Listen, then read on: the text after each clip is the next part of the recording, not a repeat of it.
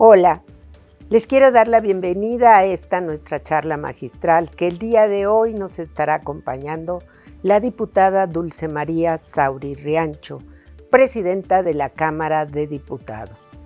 Dulce María Sauri Riancho es una política mexicana con enorme conocimiento de los temas legislativos, gobernadora, senadora, diputada. Y hablaremos de lo que ha sido presidir la Cámara de Diputados con una mayoría tan fuerte como lo ha significado el partido Morena. ¿Ha habido entendimiento? ¿No ha habido? ¿Ha habido diálogo? ¿No lo ha habido? Regresamos a las épocas de la imposición. Acompáñanos.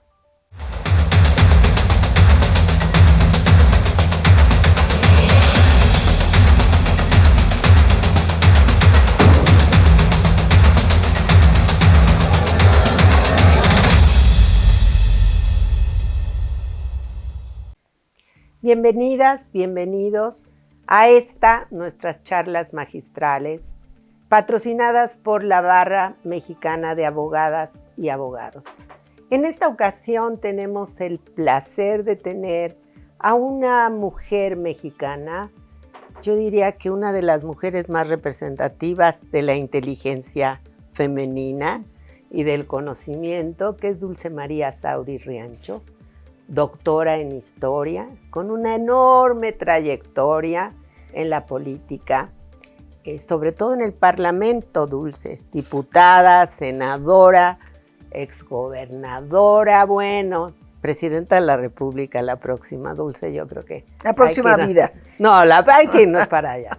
Dulce María Sauri Riancho es licenciada en Sociología por la Universidad Iberoamericana, maestra y doctora en Historia por el Centro de Investigaciones y Estudios Superiores en Antropología Social.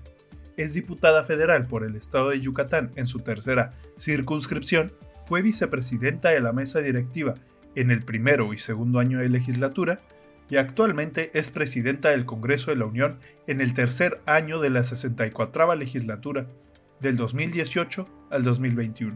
Cuenta con una amplia trayectoria en la administración pública estatal y federal. En el orden local, destaca haber sido la primera gobernadora de Yucatán de 1991 a 1994.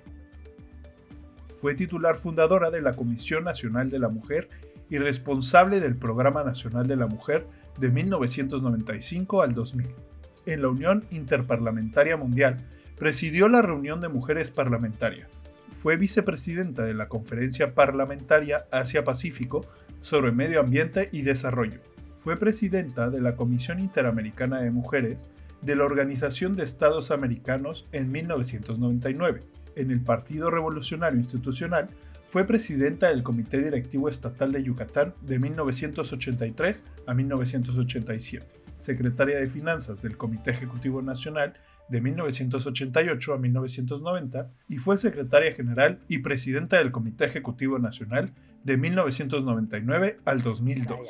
Bueno, en esta ocasión tendremos la oportunidad de compartir con ella pues esta charla, pero sobre todo ver cuál ha sido el papel que una mujer como Dulce le ha dado a la legislación mexicana.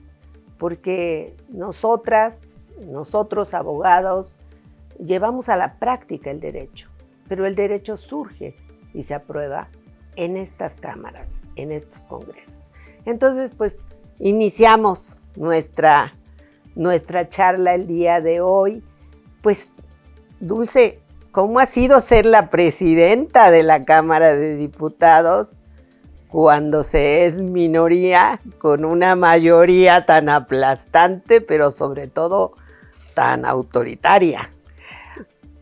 La ventaja, Patricia, de los años que he tenido oportunidad de participar es que te dan una perspectiva.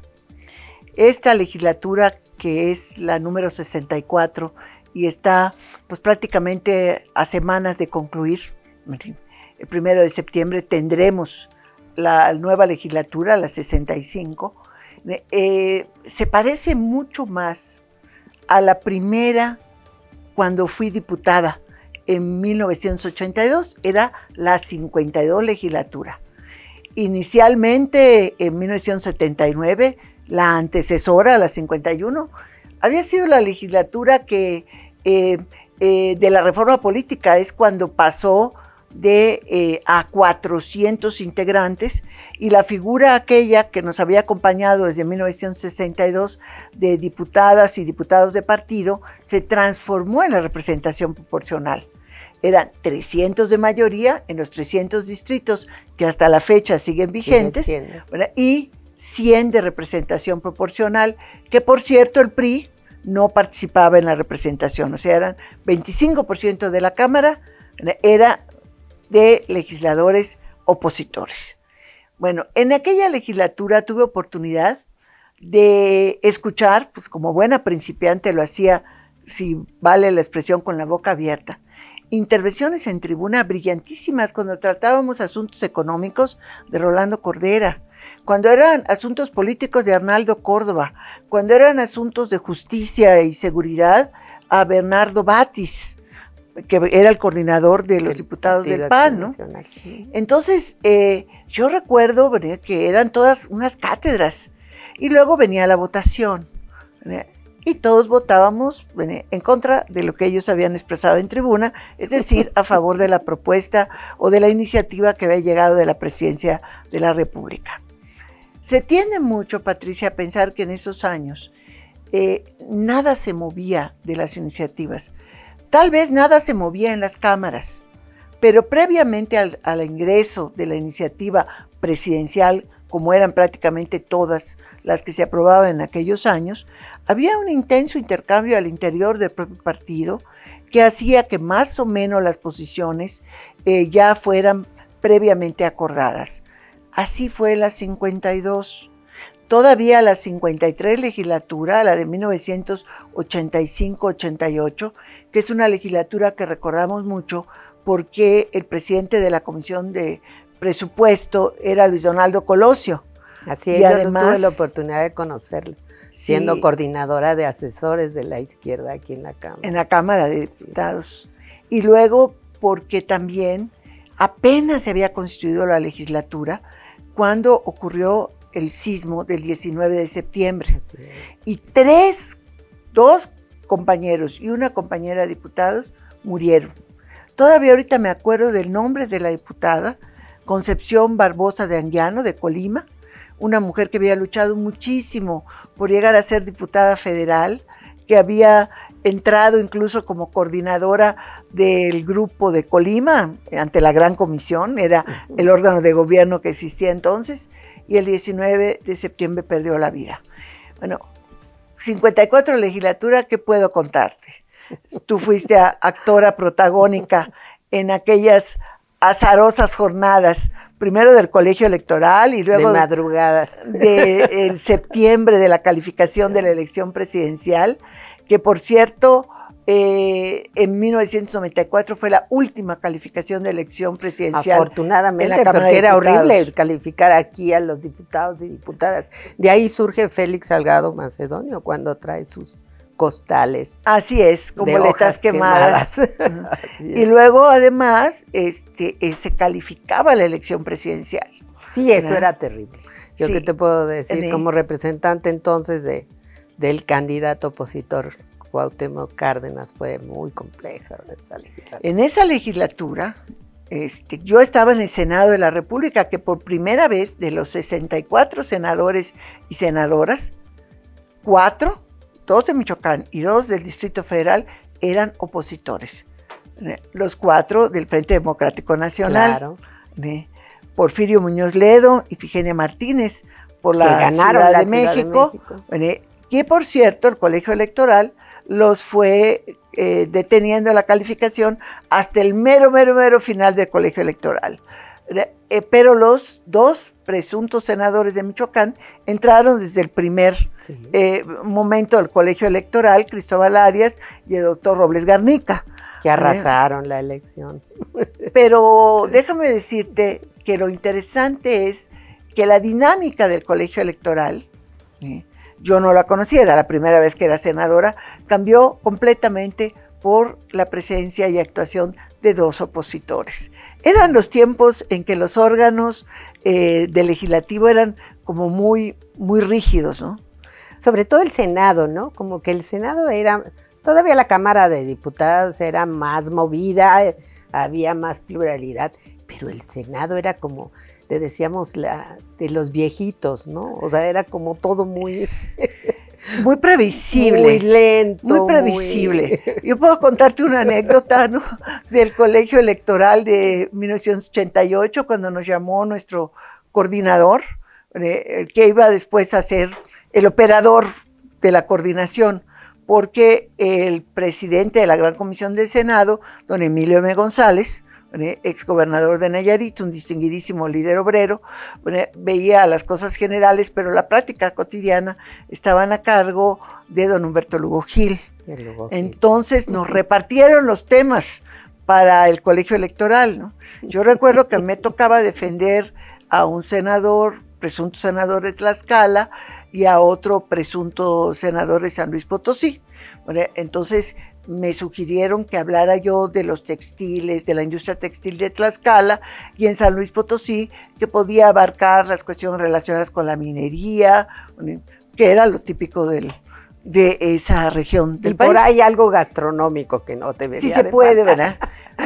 El primer día del colegio electoral, llegaron Cristóbal y el doctor y empezaron desde la primera calificación a cuestionar el resultado de la elección. Ya no me acuerdo exactamente qué estado fue. Ahí acabaron todos nuestros discursos, nos arremangamos y nos pusimos a debatir. Yo creo que fue un debate muy interesante, 88, en los marcos de la legalidad, ¿no? Efectivamente. Porque yo creo que lo valioso de esa, digamos, primera transición más fuerte a la democracia, que es este cambio que va a dar origen a una normativa totalmente diferente, a construir una instancia independiente como ahora es el INE, pero en ese momento todo se calificaba ahí. Yo recuerdo que en la 54 incluso creamos por primera vez una instancia de derechos humanos gubernamental, producto de la negociación de la izquierda en ese momento. Pero digamos que ese Parlamento en 88 abre un camino de reformas sustantivas en el país. A ver, empecemos con una fundamental, la de 89, donde se establecen los grandes parámetros en materia electoral. Así es. ¿No? Que después la institución que se llamaba Instituto Federal Electoral fue gradualmente perdiendo la presencia gubernamental, se hace, vamos a decir, con consejeros ciudadanos, y no es sino hasta 1996, estamos hablando prácticamente de 12 años después, cuando se crea el Instituto Federal Electoral plenamente ciudadanizado, ¿no? Pero hay una aproximación gradual, pero no por ello menos intensa, menos compleja. Fuimos construyendo. Y transformando instituciones. Y transformando instituciones, y el proceso electoral tan complejo en México tuvo que vivir cambios 100%. Yo recuerdo, en el 88 se cae el sistema, Manuel Bartlett, secretario de Gobernación, y ahí se hacen nuevas actas. Fue terrible, es terrible saber que el voto fuera, tenía una expresión en el gobierno. Creo que eso fue bien difícil, y eso pues va a dar inicio a una discusión que va a tardar muchos años en la reforma política en México. No cabe duda. ¿Cómo perfeccionamos? ¿Cómo logramos que el voto de las personas cuente y se cuente correctamente? ¿Cómo hacemos que las instituciones no sean parciales hacia una candidatura? Yo creo que el proceso de construcción de la democracia mexicana y del sistema electoral ha sido un proceso bien complejo, pero realmente un proceso muy serio de compartir con el mundo, porque yo creo que lo vivido en México, pues en verdad ha sido un parteaguas. Coincido plenamente contigo, y además una vez escuché una expresión de José Waldenberg, de este primer Consejo General de nuestro IFE, primer consejo, claro. Yo le digo el Camelot, claro, de la democracia en México, que a mí me dejó pensando mucho. Me dijo que nos falta mucho para la pedagogía de la democracia, porque actualmente que vamos a decir, las instituciones electorales están bajo asedio justamente por parte del Ejecutivo Federal, ¿no? Ay, sí, regresando al pasado. Entonces, ¿no? Es cuando más tenemos que reivindicar, ¿verdad? No para recrearnos en los logros, no, para recordar de dónde venimos y decir, ahí no queremos, no podemos regresar. Tú decías algo, a veces las personas pensaban que no se hacía un cambio en la ley, se hacía en otro lugar, y efectivamente la izquierda también íbamos y teníamos puerta abierta para hablar con el régimen. No necesariamente nos hacían caso, pero es importante, pero había una escucha y en algunos casos sí logramos que se modificaran reformas. Incluso en un momento tan complejo como 88-91, que no fue fácil, nada fácil. La transición, pero sí había canales. ¿Hay esos canales hoy en día? Yo diría que desde el punto de vista estricto del legislativo, yo no los conozco. Sé que solamente la Junta de Coordinación Política, que está integrado por los 8 coordinadores y coordinadoras, ha tenido una reunión con el presidente de la República y creo que fue en febrero de 2020, algo así, pero una única reunión.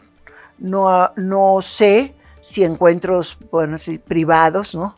Pero ha habido, eso lo desconozco. No, porque además cuando legislas, y esto yo creo que es muy importante, estás legislando sobre materias de las cuales no necesariamente un diputado o una diputada es experta, entonces requieres del conocimiento que te dan tanto las instituciones, por lo cual estás obligada a consultar en muchos de los casos, como del grupo de, digamos, abogados que sí son expertos en determinadas materias.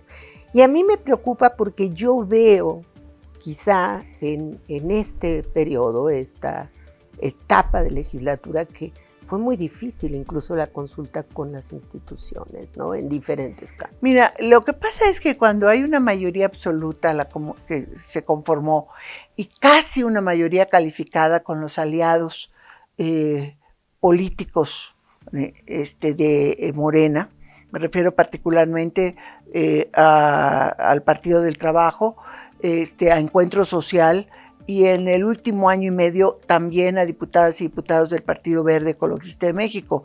O sea, prácticamente qué buenos nos salieron para aquello de ser aliados de las mayorías. Bueno, ellos son aliados gubernamentales. Gubernamentales, no importa el gobierno en turno. Bueno, sí, ¿verdad? O sea, eso creo que queda claro, ¿no? Y tienen buen ojo clínico para el poder. Pero finalmente eran 332. 334 es el número mágico de la mayoría, claro, constitucional, ¿no? La 65 la va a tener un poco menos presionada que lo que la tuvimos nosotros. Pero ¿a qué voy cuando hay esa mayoría tan grande? No oyes, no escuchas. Por eso digo que me acuerdo del 82. Claro, sí. Pero en el 82 todavía, en este proceso tan complejo que es la construcción de la democracia, teníamos otro tipo de contrapesos al propio poder, que en aquel momento parecía omnímodo del PRI. Esos ya no existen. La autocontención, que en buena medida funcionó durante aquellos años, es inexistente en este momento. ¿Cuál es el resultado? Que a pesar de que les dijimos, primera actividad legislativa de esta legislatura, estamos hablando de la primera sesión ordinaria de septiembre de 2018. Todavía no venía el cambio en la presidencia de la República. Se descongela auténticamente una ley federal de remuneraciones de los servidores públicos. Nos cansamos en la tribuna de la Cámara porque recibió el tratamiento preferencial de pasar directamente al Pleno, al no haber sido dictaminada oportunamente, y le decíamos, es que está mal la ley. Miren, tiene cosas tan elementales como que llama Distrito Federal y ya no existe. Entonces, Ahora es estaba Ciudad mal de hasta la México. redacción, hasta las Ya fechas, no son salarios mínimos, ahora son UMAS. Ya esas cosas que son de forma, aparte de las de fondo, no existía para la ley porque no había el Sistema Nacional Anticorrupción, por ejemplo. Inútil. Se aprobó, se utilizó incluso el mecanismo de que la publica la Cámara de Origen porque el Ejecutivo no lo hace. ¿Y qué pasa? Acción de inconstitucionalidad, y la ley es declarada parcialmente constitucional por la Suprema Corte de Justicia. Todavía hace unos cuantos meses le aprobamos la última versión de esa ley. ¿Por qué hayan habido tantas acciones de inconstitucionalidad? Por una razón fundamental, porque cuando hay un trabajo legislativo no se atiende las observaciones de las oposiciones, porque se piensa que son solo formas de obstaculizar el trabajo legislativo y la voluntad de la mayoría. Te puedo dar un montón de ejemplos. Claro, lo hemos vivido afuera. Yo creo que afuera hemos visto, de este periodo que hablas, de los 80 hasta el 2018, habíamos visto un parlamento en donde había diálogo, medianamente acuerdo, porque el no tener las mayorías absolutas y brutales, pues llevó a este clima que yo diría pues de entendimiento, ¿no? Y porque los canales permanecieron abiertos para los diálogos en los diferentes gobiernos. ¿Qué sucede ahora con esta mayoría? Vas a tener ejemplos como los que tú nos señalas de la ley de remuneraciones, que además pues ahí entramos los abogados y las abogadas cuando dicen, pero qué barbaridad están aprobando, esto es contrario a la Constitución, y en ese momento nos entra algo y decimos tenemos que recurrir inmediatamente al amparo. Pero hay un cambio en el ambiente político, es decir, no hay diálogo. No hay diálogo que fructifique en acuerdos. Ahora bien, sí tengo que señalar que ha habido muchísimas reformas que han salido por consenso. También sé que el consenso no es garantía de que sean unas buenas reformas. Ahí está el caso del Registro Nacional de Usuarios de Telefonía Celular, claro, que en esta Cámara de Diputados la aprobamos por unanimidad, si no recuerdo mal, o por una amplísima mayoría, incluyéndote a quien está aquí contigo. Es una ley que ha sido impugnada, con acciones de inconstitucionalidad, con amparos, etcétera, ¿no? Pero hay otras leyes que sabemos que no están bien. Por ejemplo, la ley de extinción de dominio. Ay, qué barbaridad. Ese es dolor de cabeza, yo creo que para cualquier persona. Ahorita la Corte prácticamente nos dio la razón a quienes desde un principio y en la tribuna una y otra vez estuvimos objetando la ley de extinción de dominio. Por una cuestión, Patricia, que es, vamos a decir, increíble y que tiene que ver con las prisas legislativas. ¿Sí? La reforma constitucional en materia de extinción de dominio se dio en diciembre de 2018. Era una reforma a lo que ya había sido introducido en la Constitución, sí, en el artículo 22. Nada más que la reforma, por alguna situación que yo desconozco, acotó la figura de extinción de dominio. Ya no solo era sobre bienes de origen ilícito y destino ilícito, o de destino o de origen, sino solamente aquellos bienes adquiridos con recursos ilícitos, es decir, el origen. Pero si yo, por ejemplo, compro con dinero lícito una casa que después la dedico a alguna actividad de crimen organizado, no se aplica la ley. Fue un defecto de origen de la reforma constitucional. Cuando vino la ley secundaria vino sobre origen y destino. Y aquí una y otra le dijimos, no podemos legislar así, porque la Constitución no lo permite. Caso omiso. Pues mira, yo creo que son de esas legislaciones que van a seguir en discusión, porque la verdad afecta terriblemente y cada estado ha hecho lo que ha querido, lo cual no es precisamente muy recomendable. Pero me gustaría esta última etapa de la charla hablar un poco de lo que nos ha apasionado a las dos durante muchos años, que es la promoción de la participación de la mujer en la política. Creo que en buena medida cómo se siente Dulce María siendo presidenta del primera Cámara de Diputados prácticamente paritaria. O sea, era impensable ver tantas mujeres en el Congreso, en el Parlamento. Nosotras fuimos privilegiadas de alguna medida porque cuando fuimos diputadas la primera vez, pues éramos muy poquitas mujeres. ¿Qué ha significado este Parlamento paritario para ti? Pasar de esa primera experiencia de 1982 con el 12% de mujeres legisladoras a ser más del 48%, 241 de 500, pero no solamente en números, que es muy importante el avance, sino también en la participación en las esferas de toma de decisión en la Cámara de Diputados. De las 3 mesas directivas que corresponden a la legislatura, 2 han estado encabezadas por mujeres. Laura Rojas, el segundo año, y yo el tercero. Solamente el primer año, Porfirio Muñoz Ledo encabezó la mesa directiva. La composición de la propia mesa y sus 12 integrantes ha sido predominantemente de mujeres, tanto en las vicepresidencias como en las secretarías. Sin embargo, también, Patricia, tengo que mencionarte el núcleo duro. El núcleo duro es la Junta de Coordinación Política, donde están acreditados quienes coordinan a los 8 grupos parlamentarios. La mayoría hombres. Empezamos con 8 hombres.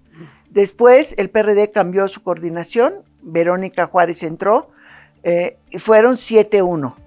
Y hasta principios de este año 2021 hubo por parte del Movimiento Ciudadano una coordinadora. La información que ha estado saliendo a la prensa de quienes van a coordinar grupos parlamentarios ya salió, van a mostrar que van a ser hombres.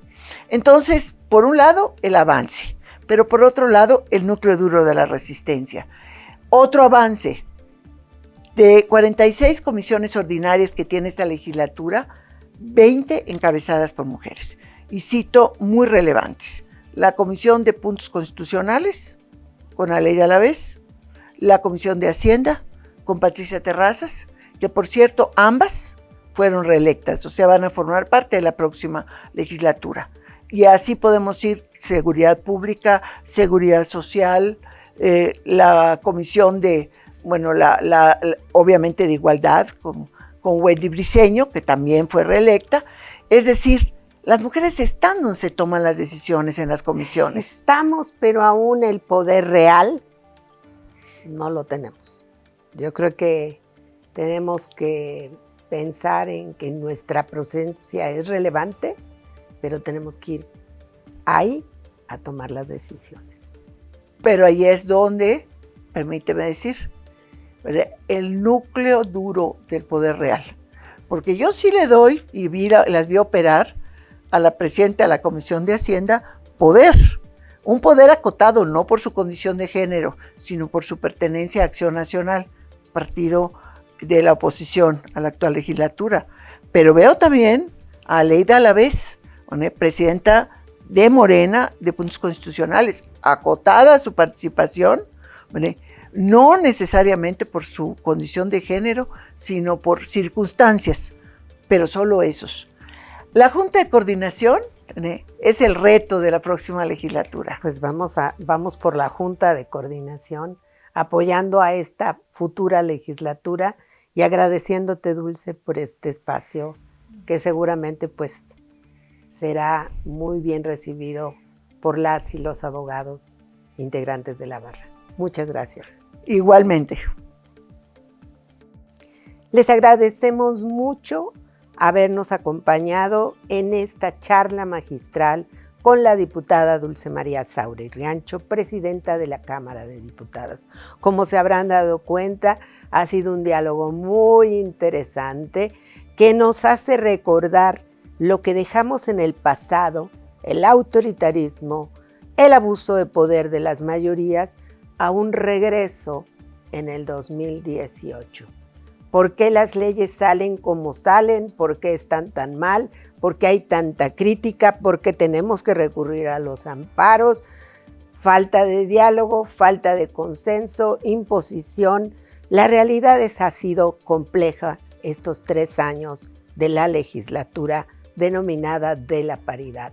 Una mujer preside el Congreso, la Cámara de Diputados, y una mujer con una enorme trayectoria y experiencia tiene que recordar que dejamos atrás hace muchos años el abuso y el autoritarismo y que hoy es tiempo de avanzar en el diálogo y en el consenso si queremos realmente mejores leyes.